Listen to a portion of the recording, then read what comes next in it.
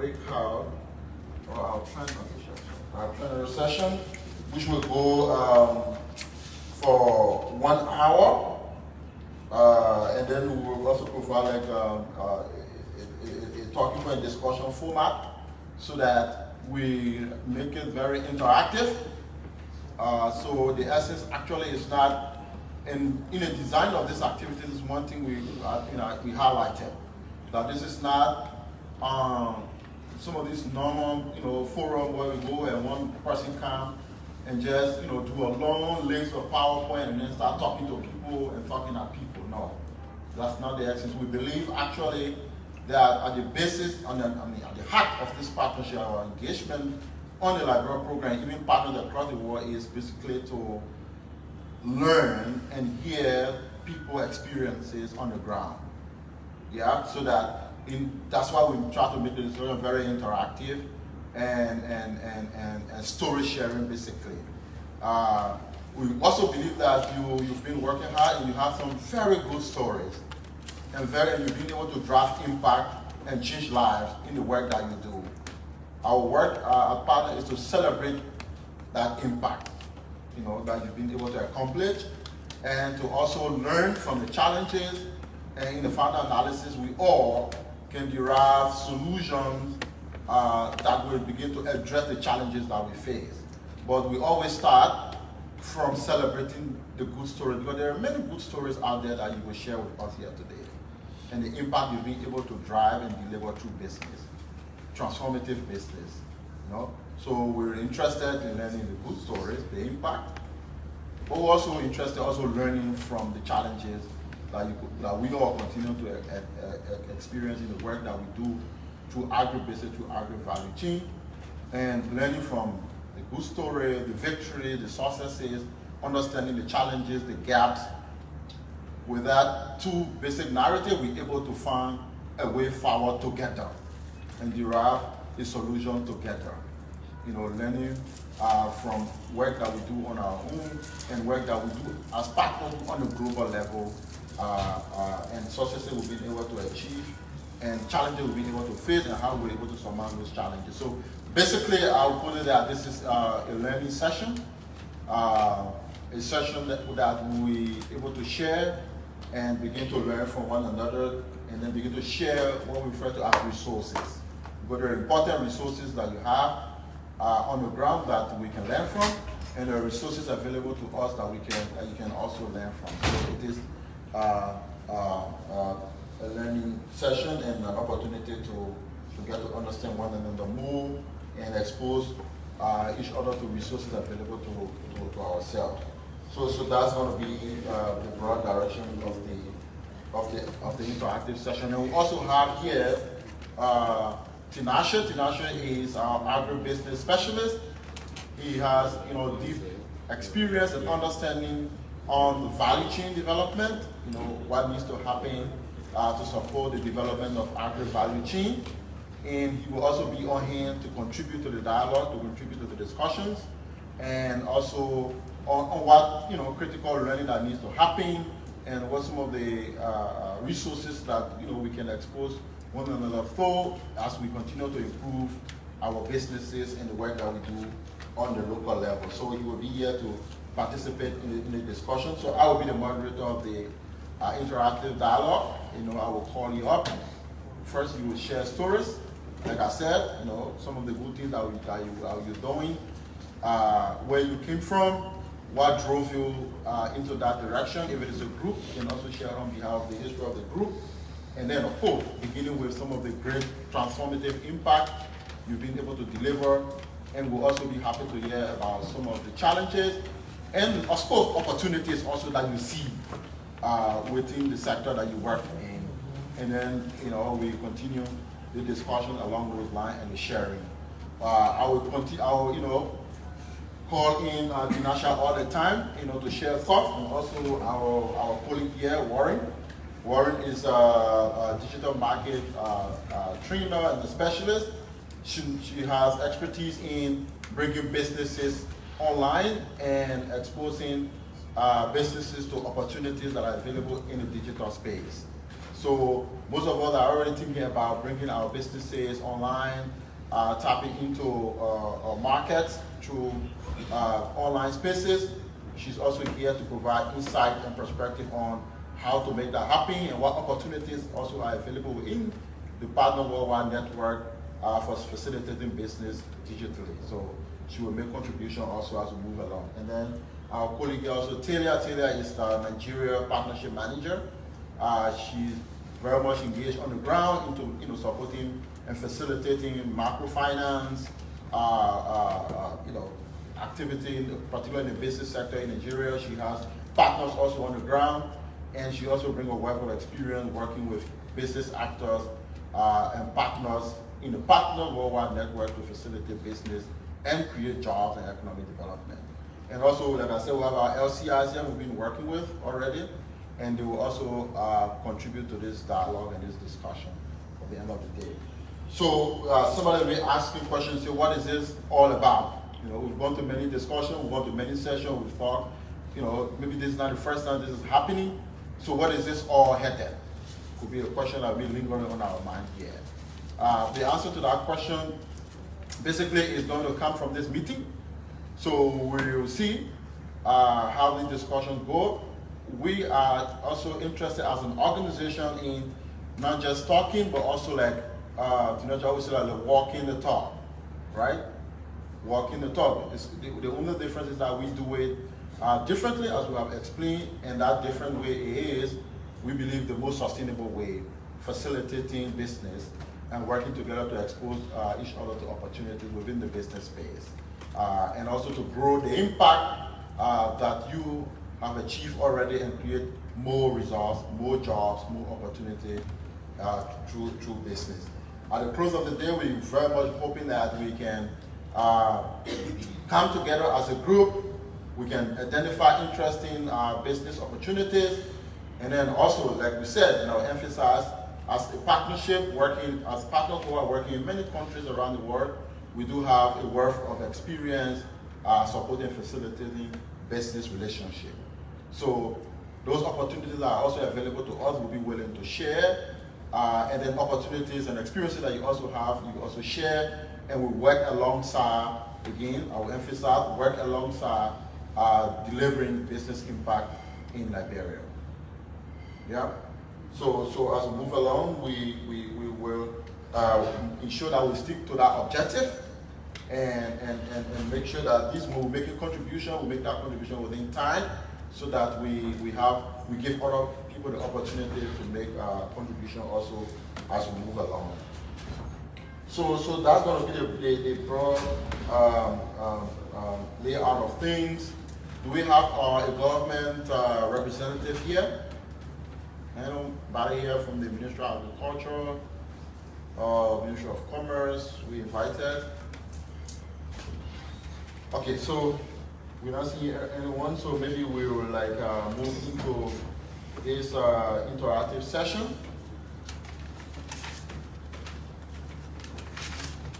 But before we go forward, do we have any questions? Do we want to know anything particular as we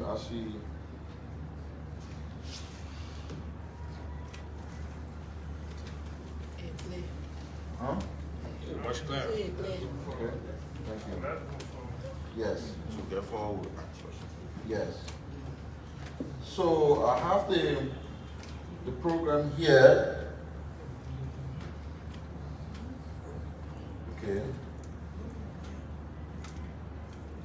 So in terms of time, so we start with at least 5 minutes at this moment, and then we will take a couple of I'll call it presentation or perspective across the table. We will take the first 3, and then let's say first 5. Let's hear the stories, and then after that, we'll see if some of our colleagues here would like to chime in on that discussion, and then we move to the next 5, and then we'll have the discussion that hopefully will get us done in 1 hour.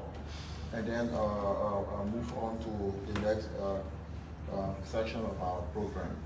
So we can take a volunteer, or maybe let me start from our list here. We have Agro Processing Investment Enterprise, Mr. Tatos S. David, who's the founder and CEO. Tatos? Yeah. Yeah, okay, you spoke earlier on, so okay. Maybe we start from you, so you have 5 minutes to just begin, like I said, one, basically tell us a little bit more of what you do. Two, what has been your impact in the space that you work in, which will also include jobs, opportunity for employment, and also we'll be happy to hear of opportunity and also challenges that you face. Yes. Yeah, well, You have a question? yeah, about Luan, you want to say something? Yeah, good morning. One Marco, second. on the speed, you're pretty, you need to go on.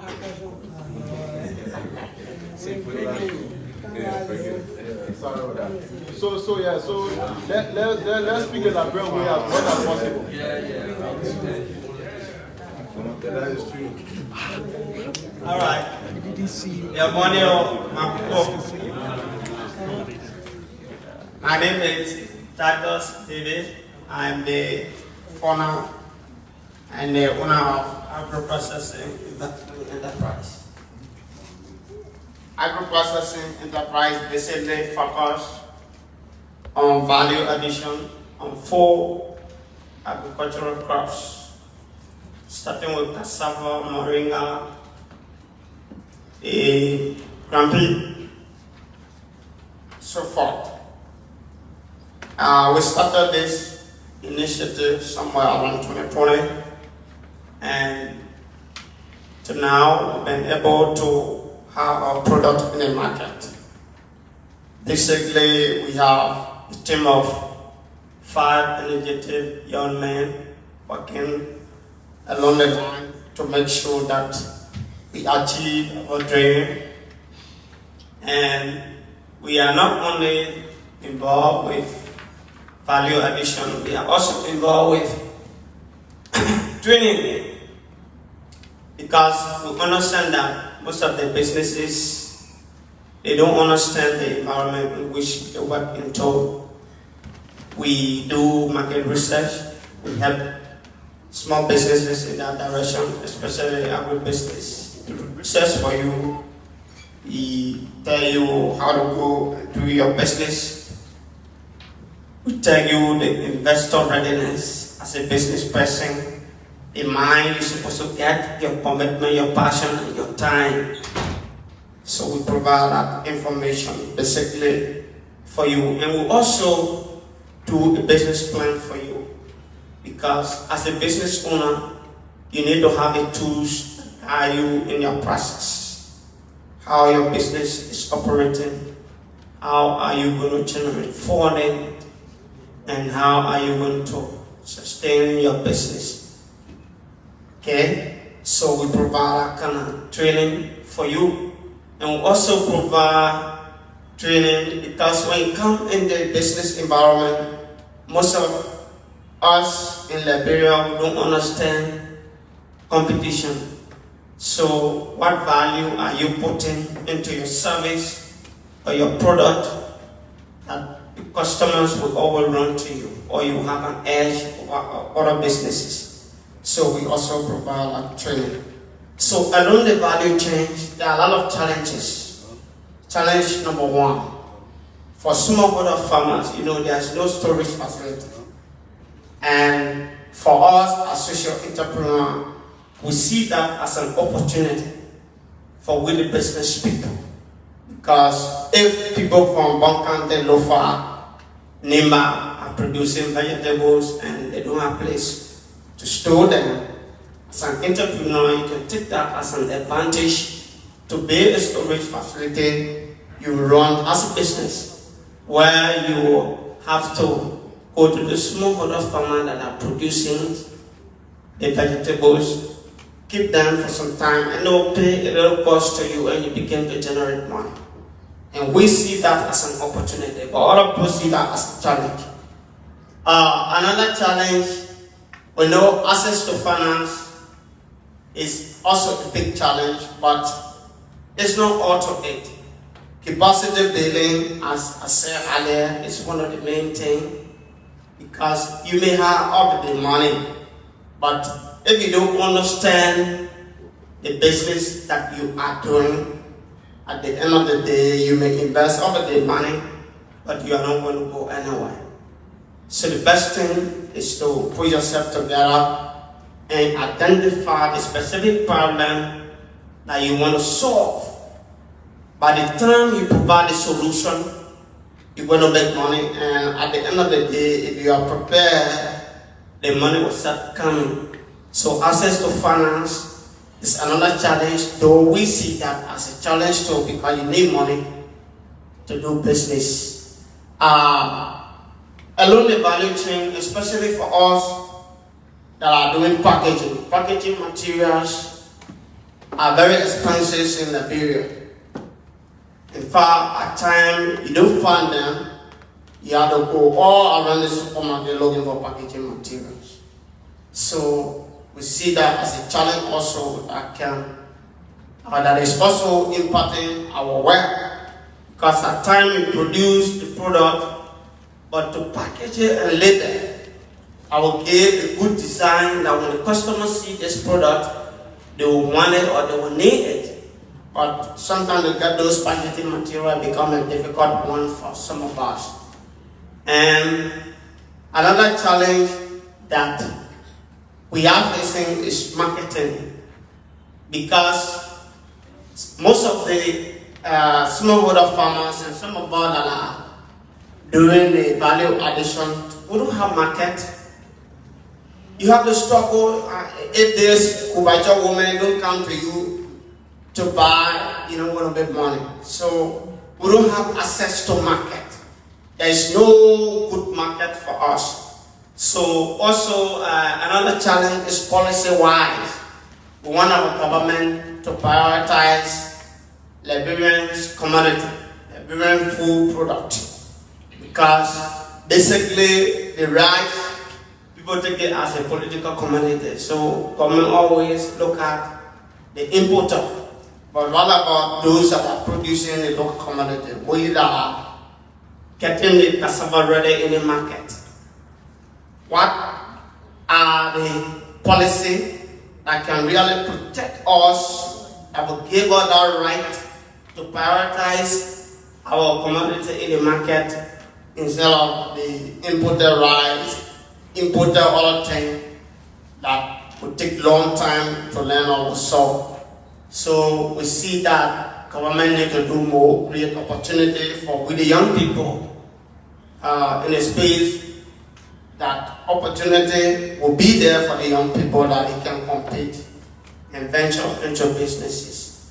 So over the year, our achievement, we've been able to register our business. We are ready to move forward and we'll be able to reach at least 1,500 customers potential, and now we are intending to open a sub office in Monrovia, because we're based in Kakatana, Ilikante. There is our head office.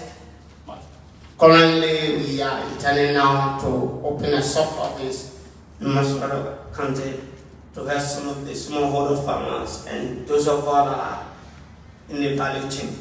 So I hope I don't take much of your time. Thank you very much. Thank you. Thank you. Thank you very much. Yeah, thanks for that detail. So next, on our list here, we'll take one. We'll take a lady. The Liberia United for women. Liberia United, I think Women for Sustainable Development. Your name, sorry if I mispronounced your name. Cordway, what's the last name? Swen. I see S-R-E-N. Cotway? Cotway Swen. Oh, Swen, okay. So let's can you come forward? Let's hear from your group.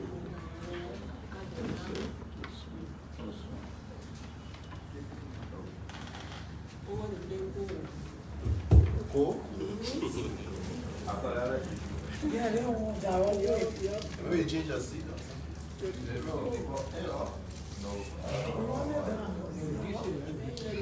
My name is Annie Montolo from Boncante, from the United Women for Sustainable Development. United Women for Sustainable Development, we started since 2012. We started with Village Saving and Loan. We started with small group, making soap, buying, like when we started with a group, the Village Saving, we would ask people, bring soap, bring this, we added together, and we also do our cassava farming, and through that, we have been able to, we also were involved in,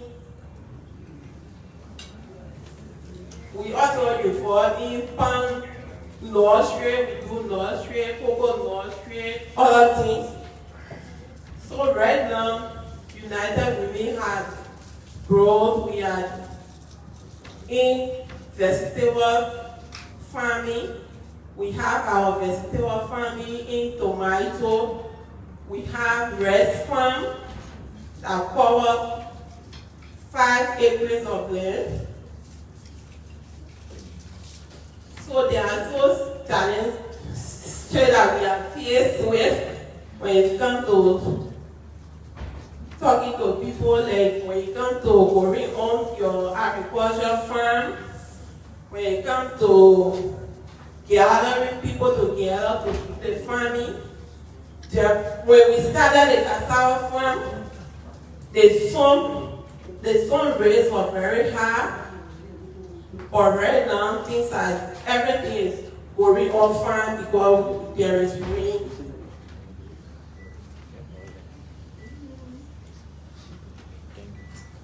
I think.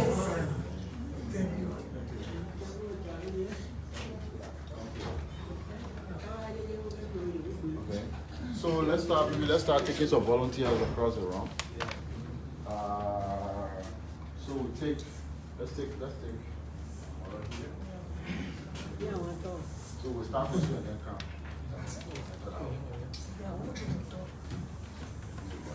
Yeah, we came from Sarah District, Lower Boncante. My colleague, my sister was saying over there, we are farmers, when we're speaking our English, you always did it sent from inside. Yeah. So, Go ahead. we're from Butua Women Boulevard Incorporation Farmers. When we started, they were 2008, we are doing it on our own. We need to, we sat together, we say, we need to do our own rest. So our clientele were there, we went to put it before her, we told her that this one, please give it to us. And no NGO were helping us. We did it on our own. We put a rest there. But my people, they challenged that in the lower places that we live in not easy, no tools to work with, no tools. We used to go in a swamp right now with brush, but no tools. For me, I had a chairperson. Before you go there, I will tell you, say, my people, we hold meeting first. You know, put small things together, we buy food, we go there. The men they were behind us, we put together. Sometimes we do susu. We say $500 every week. When they give it to you, you don't want to buy rest. You don't want to buy 3 or 4 glasses.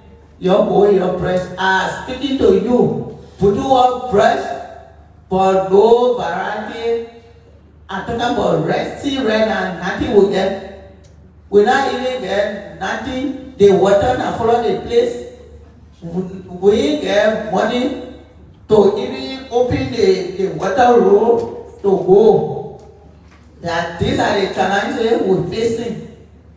We need training. Wow, thank you for coming. So you can train us to be on our own. Because one thing you say here, I like it, that business can carry poverty. And before the business comes, we need business training again.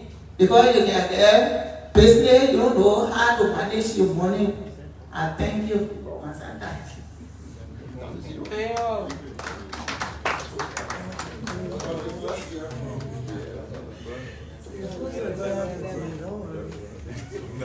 Thank you very much.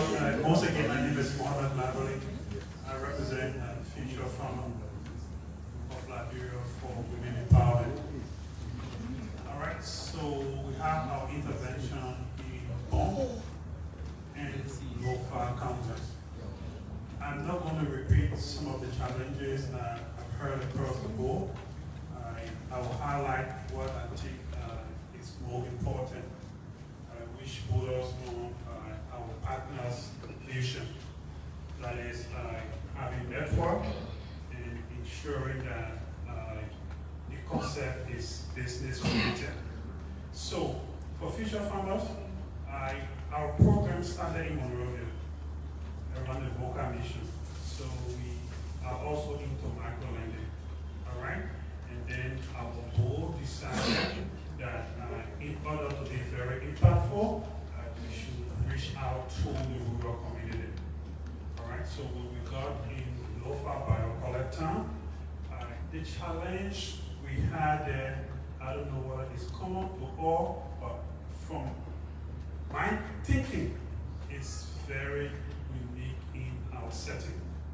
So partner model, business model is quite different, and I think is a winning strategy. That is business. Our people in time past are used to the need NGO, meaning bring it, let eat it. All right? And what is left will be the sambo. Even the sambo, grass will eat it. All right? So future farmer, when we got into BioCollect, our challenge was nothing but labor. All right, so we will have some allocation for people to work, all right? But our people feel that because we have one organization called Partner Worldwide, they consider it as NGO, all right? So the community settled for receiving, all right? And then the idea of making this an enterprise was the challenge. All right, so if we have to do de-storming, we have to do brushing, land preparation. We were cautious of the expenditure. All right, what is it we're putting in? All right, and what will we get at the end of the day? All right, so our people didn't understand that. It took us time to let them know that this is not what used to be in the past. All right? We are here as a business concept. All right? We're going to add value to whatever that is being grown here. If we grow pepper, we are not going to take the pepper from here and go and sell. We will have some of our mothers here that will be the sales agent. So they buy from us from the farm and then they take it to go and sell. All right? So with those kind of discussion, things started changing. They started embracing the idea, but it took us a while. All right? So another thing I want to share here is the issue of network. Like Jeremiah said, that partner vision, their hope is to build a powerful network. So having said that, I'm reflecting on the existence of future farmers. So how did we get where we are? So the chairperson, the founder of Future Farmer happens to be a schoolmate of mine. We we studied agriculture at the University of Liberia. And while we were there, we thought it wise that indeed we were not going to be just a mere paper agriculturists. All right? So we had our own student-led demonstration project. All right? So fast forward, the chairperson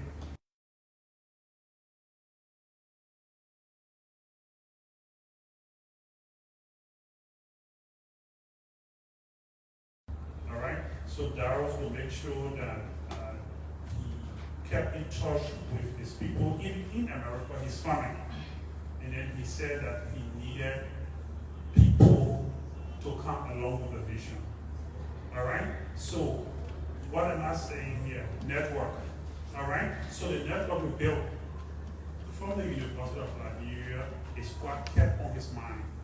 So while he's in the state, as head of this program, he's counting on his network of friends he has met and relatives, all right, that will carry on his vision. All right? So this is to say that for all of us around the table, you may have the vision, one, you may have the time, or you may not have the time. You cannot do it all by yourself. Find the right people. Find the right people and find the right place. Achieve. And there will always be challenges.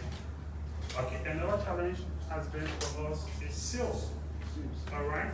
There were times in Biopollet we had about 50 pigs on the farm. Out of the 50, at any given time, there would have been 10 ready for sale.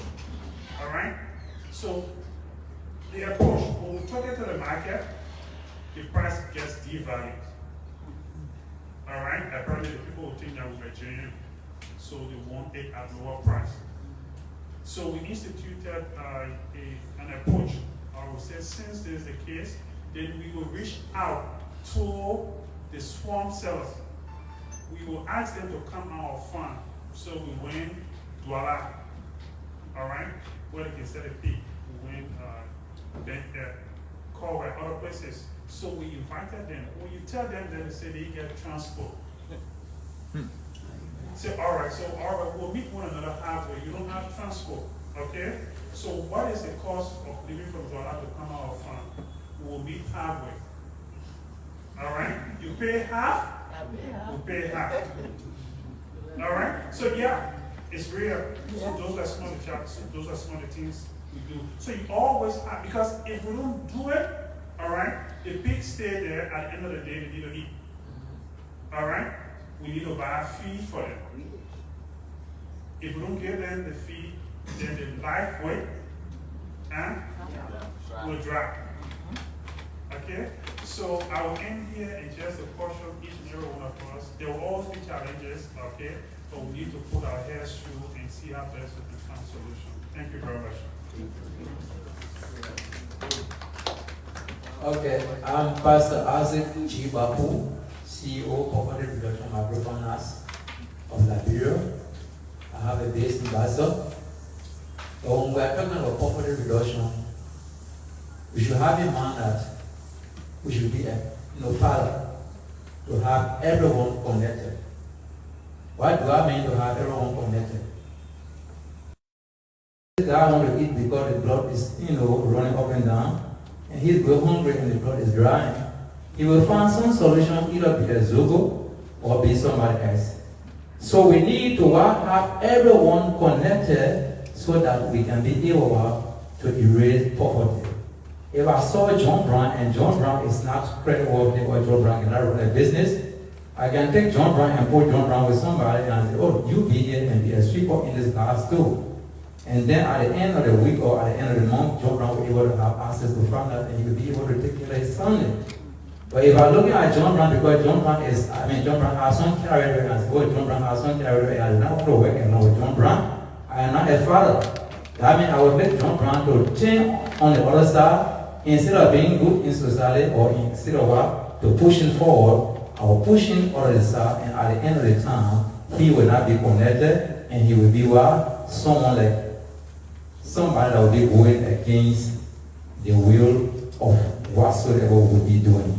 That way, he will be undermining in order so that what we want to do cannot work. So when we want to erase poverty, we should make sure to have in mind to have everybody connected. Somebody cannot credit from me and I know that the person cannot even pay. And I just saw the guy passing and say, well, this guy, and the last time he took money from me, he didn't pay. But this guy was going through some challenges, maybe for which he could not pay this money. So I can find this guy and call him back. I said, look, my man, God, I know that is. Hello? I said, well, there's a God I know that doing some work somewhere. Get connected with the guy so that he can have access to finance. I think if we do this, it will be okay for all of us in Liberia. Not to push somebody aside, for that person to be outcast in life.